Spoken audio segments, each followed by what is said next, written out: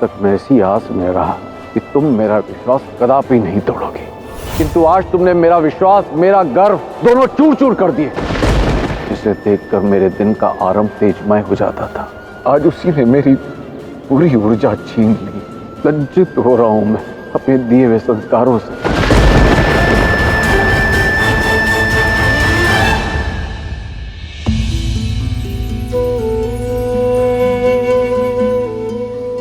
मानती हूँ जो हुआ वो ठीक नहीं था, पर अब रोने से क्या लाभ है। शांत हो जा पुत्री।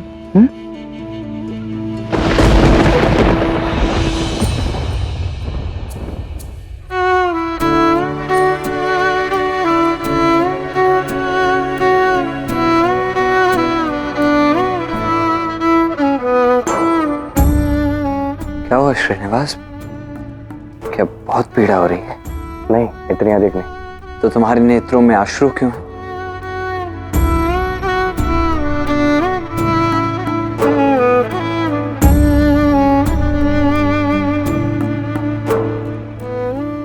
भला मेरे नेत्रों में अश्रु कहां से आए?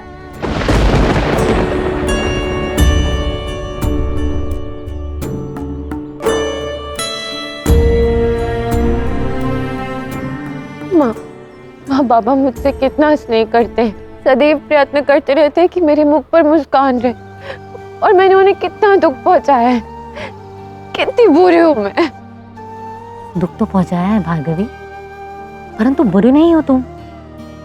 ये तो समझ में आ गया है कि कोई बहुत बड़ा कारण रहा होगा जो तुम अपने पिता की अनुमति लिए बिना घर से बाहर गई। बताओ, कहाँ गई थी?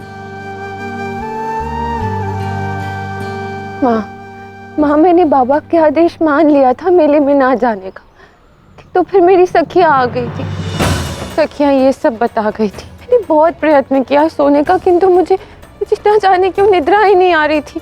रात भर मंदिर प्रांगण में बजरे ढोल के स्वर मुझे मेरे कानों में गूंज रहे थे। स्वयं को बहुत समझाया, किंतु मन मानने को सज्जे ही नहीं था। देखना चाहती थी कि कैसा हट्टी है वो, जो रात भर अकेले नटराज के समक्ष नृत्य करता रहा। जाने क्यों अपने आप को रोक ही नहीं पा रही थी मैं। माँ, आज से पूर्व मैंने कभी इतनी तीव्र भावना अनुभव ही नहीं की। बस खींची चली जा रही थी। तो उस तीव्र भावना का पुरस्कार मिला तुम्हें? तुम मिली उस युवक से? नहीं, उससे तो नहीं मिल पाई, किंतु आते वक्त मार्ग में दो अभद्र मूर्ख तो अवश्य मिले थे, जिनसे तर्क वितर्क में मुझे आने में विलंब हो गया। नहीं तो बाबा के जागने से पूर्व ही मैं पहुंच जाती। मेरे कारण बाबा का वंदन भी नहीं हो पाया। बिना कुछ खाए मन में कष्ट लिए घर से चले गए। जो हो गया वो हो गया। भविष्य में ऐसी गलती ना दोहराई जाए, बस इस बात का ध्यान रखना भार्गवी। तुम्हारे बाबा के लिए तुम्हें पाना उनके जीवन का सबसे बड़ा आशीर्वाद है। अपने आशीर्वाद से, अपने जीवन के सबसे बड़े वरदान से कोई कैसे क्रोधित हो सकता है? वो तुम्हें क्षमा कर देंगे, मुझे इस बात की पूरी आशा है। अच्छा, आप कुछ खा लो। बिना कुछ खाए पिए अपनी आंखों से अश्रुओं के मोती गिराए जा रही हो। नहीं, बाबा ने अन्न का एक दाना भी ग्रहण नहीं किया है। तब तक जल नहीं पीऊंगी जब तक बाबा मुझे क्षमा नहीं कर देते। दुख देखा है मैंने उनके नेत्रों में, कितना कष्ट पहुंचाया है। बहुत ही पीड़ादायक घाव दिया है मैंने उन्हें।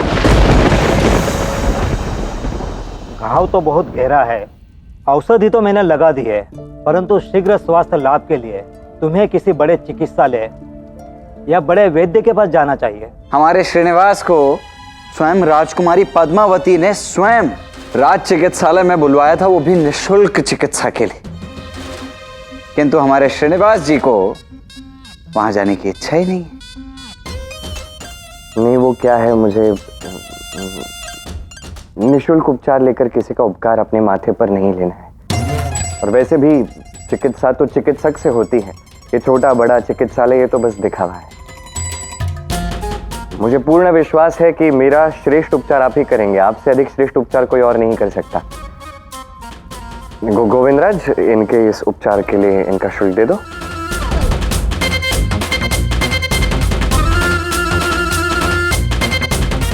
ये लीजिए वैद्य जी, अभी इस समय मेरे पास मात्र इतना ही धन है। इतने धन में जितना उपचार हो सके अभी के लिए उतना ही कर दीजिए। अरे कोई बात नहीं, मैं इनका उपचार कर देता हूँ।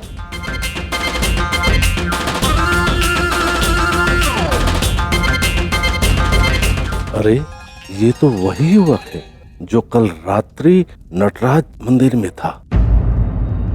मुझे शीघ्र ही राजकुमारी जी को इसकी सूचना देनी होगी। हाँ, श्रीनिवास अब तक क्यों नहीं आया अपना उपचार करवाने? मैंने कहा था ना आज उसे यहाँ आने को। राजकुमारी, इन्होंने अभी अभी श्रीनिवास को देखा है। क्या? प्रणाम राजकुमारी। कहाँ देखा है? बड़ा आया, किसी का उपकार नहीं रखता अपने मत्थे। अरे जितना बचा कुचा धन था वो सब तो चिकित्सक को दे दिया हमने, अब खाने के लाले पड़ जाएंगे हमारे।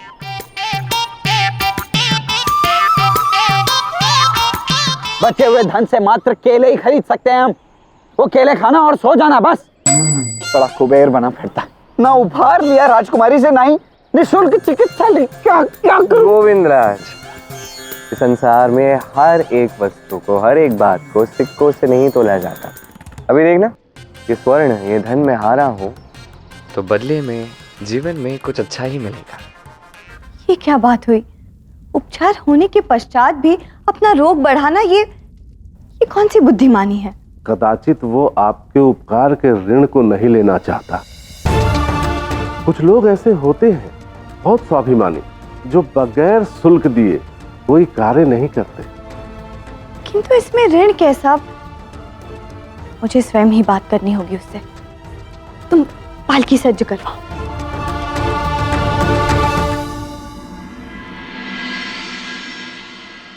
जागो श्रीनिवास, क्योंकि स्वप्न देखने के लिए भी ना तन को भोजन की आवश्यकता होती है, और भोजन मिलता है धन से। और जितना धन हमारे पास बचा कुचा था वो तो चिकित्सक को दे दिया हमने तुम्हारे उपचार में। अब मेरे समक्ष प्रश्न ये, यहाँ देखो, यहाँ देखो, मेरे समक्ष प्रश्न ये है कि कल भोजन की व्यवस्था कैसे होगी, और तुम यहाँ स्वप्न देख रहे हो। वाह, स्वप्न देखे जा रहे।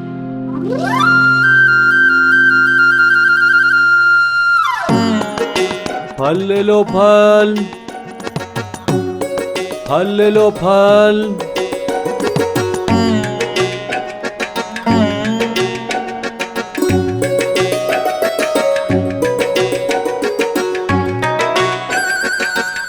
धन्यवाद।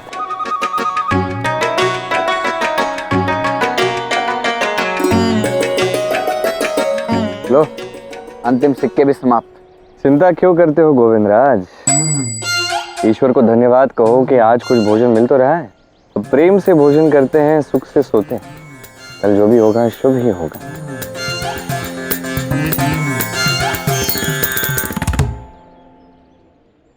राजकुमारी की पालकी, और यहाँ पालकी रोको।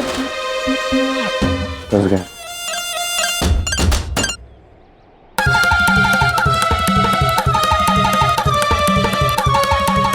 प्रणाम राजकुमारी जी, आप यहाँ? मैं कहाँ हूँ वो छोड़ो, बैठे रहो। रिश्ते जहाँ होना चाहिए था, ये वहाँ क्यों नहीं था? बताओ, चिकित्सालय क्यों नहीं आए तुम? ओ, क्या है ना राजकुमारी जी, ये मैं इससे बात कर रही हूँ ना। बताओ, समस्या क्या है? क्यों नहीं आए तुम? मेरे कारण? मैं तुम्हारी सहायता करना चाहती हूँ, और तुम हो कि न जाने किस भाव में बह रहे हो। कुछ कहोगे भी? क्या हुआ है, क्या समस्या है, क्या चाहते हो तुम? ओ राजकुमारी जी, बात यह है कि ये मेरा मित्र, इसका मानसिक संतुलन असंतुलित है। तो क्या, कब, क्यों करता है, मैं स्वयं नहीं समझ पाता।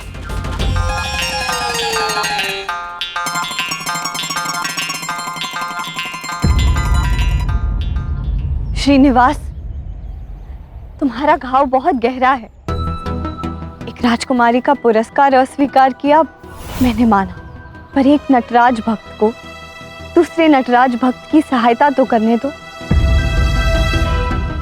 मैं पहले ही इस अपराध बोध में हूं कि मेरी हट के कारण तुम्हें रात भर नृत्य करना पड़ा और तुम्हारे पांव चोटिल हो गए। अब बस एक बार उपचार करवा लो ताकि मेरे सर से ये अपराध बोध उतर जाए। इसके पश्चात मैं तुमसे और कुछ नहीं कहूंगी। तुम्हें जहां जाना है जाना, जो करना है करना। मैं तुम्हें वचन देती हूँ कि मैं तुम्हारे मार्ग में नहीं आऊंगी।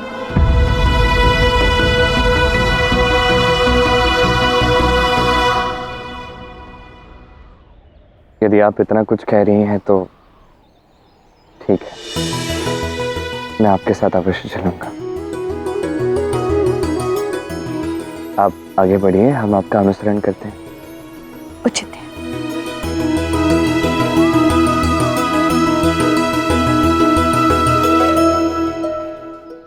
देखो छोटे, भाग्य स्वयं अपने पैरों से चलकर हमारे द्वार पर आए। अब इसे ठुकराना मत और कोई नया उत्पात मत मचा देना, अन्यथा हम दोनों सत्य में कारागार में चले जाएंगे और उसके पश्चात और फिर मुझे ज्ञात है कि आपका क्रोध एक बार जाग गया तो आप समझता हूँ मैं।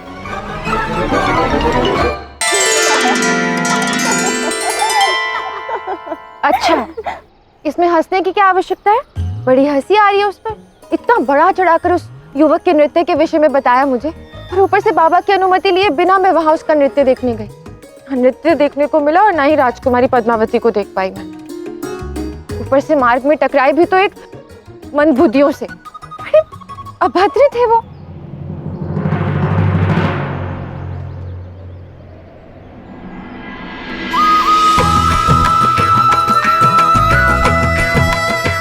प्रारब्ध का चक्र नारायण को भी नहीं छोड़ता। कहाँ कुमारी पद्मावती से दूर जाने के लिए उससे आगे भाग रहा था, कहाँ अब उसकी पालकी का ही अनुसरण कर रहा हूं।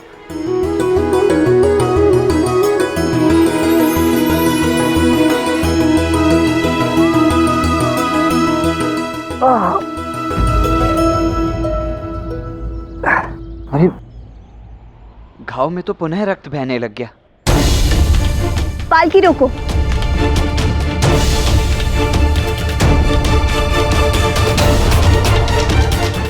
देखो, तुम्हारे पांव से तो रक्त बह रहा है।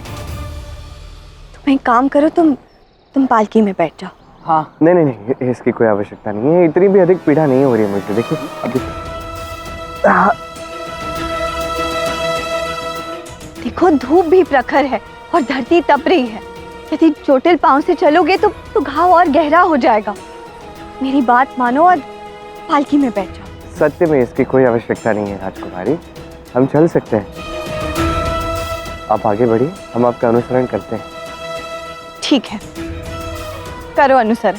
मैं आगे चलूंगी, किंतु पालकी में नहीं। यदि तुम्हें पालकी में नहीं बैठना है तो मैं भी तुम्हारे साथ नग्न पांव से ही चलूंगी चिकित्सालय तक।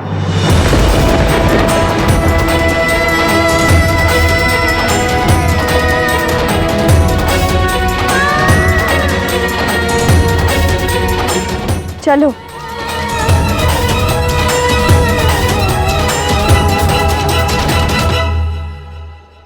पर जानती हो, एक बार के लिए तो ऐसा लगा कि वो अभद्र युवक कहीं वही तो नहीं जिसका तुमने वर्णन किया था। अच्छा, और ऐसा क्यों लगा तुम्हें?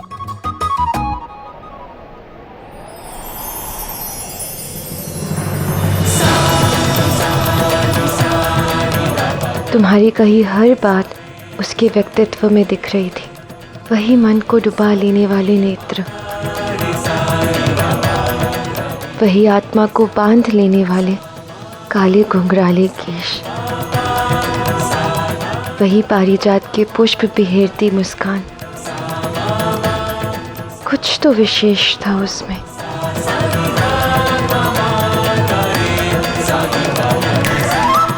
कहाँ खो गई? कुछ नहीं, यही सोच रही थी कि उसे देखकर ऐसा क्यों लगा कि वो वही व्यक्ति है। पता नहीं, किंतु उसका जो साथी था ना, इतना अभद्र था कि वो तो कलाकार हो ही नहीं सकते। नृत्य भाव की कला है और वो तो बिल्कुल ही भावहीन थे।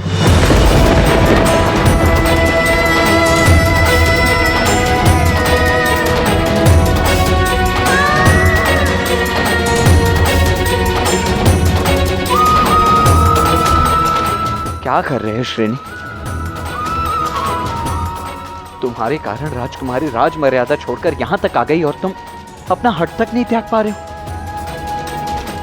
जिन्होंने मखमल की गद्दी से नीचे पैर तक नहीं रखा होगा कभी, उन्हें इस तपती धूप में पैदल चलने के लिए बाध्य कर रहे हो तुम।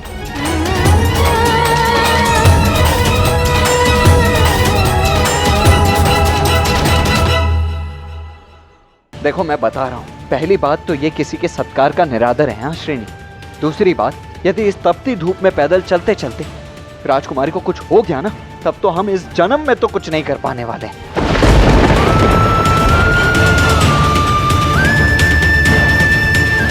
इस नगर में बसने आए थे, यहाँ के मरघट में ही बसना पड़ेगा। मृत्युदंड मिल जाएगा भाई। इसीलिए कह रहा हूँ, बात मानो मेरी, जाकर पालकी में बैठ जाओ।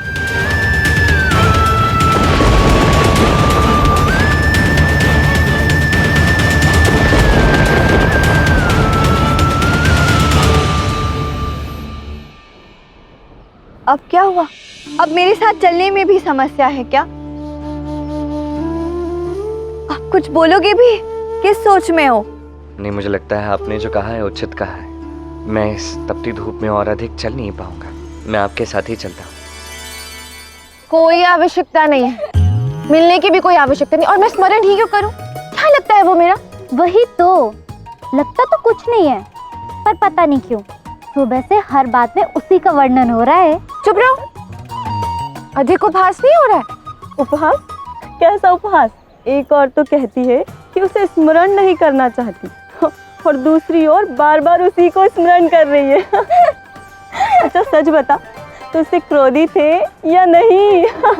क्रोध तो इतना है ना उस पे कि यदि दिख गया ना तो इतना सुनाऊंगी कि रक्त बह निकलेगा कानों से। वेंकटगिरी के तो नहीं लग रहे थे वो, क्योंकि उन्हें तो कभी वेंकटगिरी में देखा ही नहीं।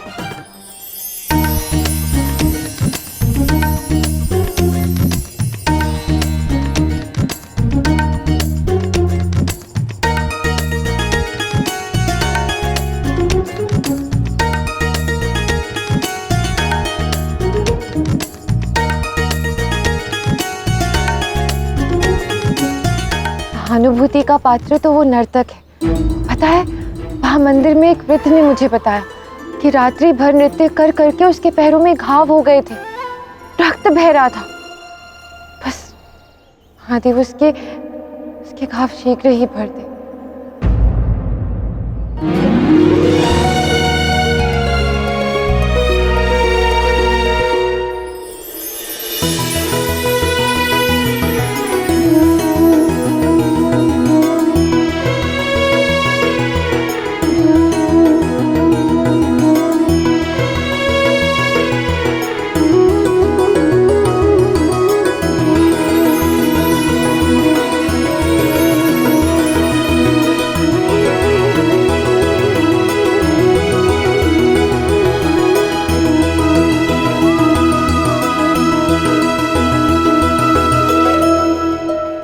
हे महादेव, कहाँ फंसा रहे हो? ढूंढने किसी और को आया था और पास कोई और ही खींच रहा है। क्यों बार बार ऐसी ही दशा आ रही है कि राजकुमारी का मन उस दिशा की ओर बढ़ रहा है जहाँ मैं नहीं चाहता? क्यों उसकी आशाएं व्यर्थ में बढ़वा रहे हो महादेव, जिसका टूटना निश्चित है?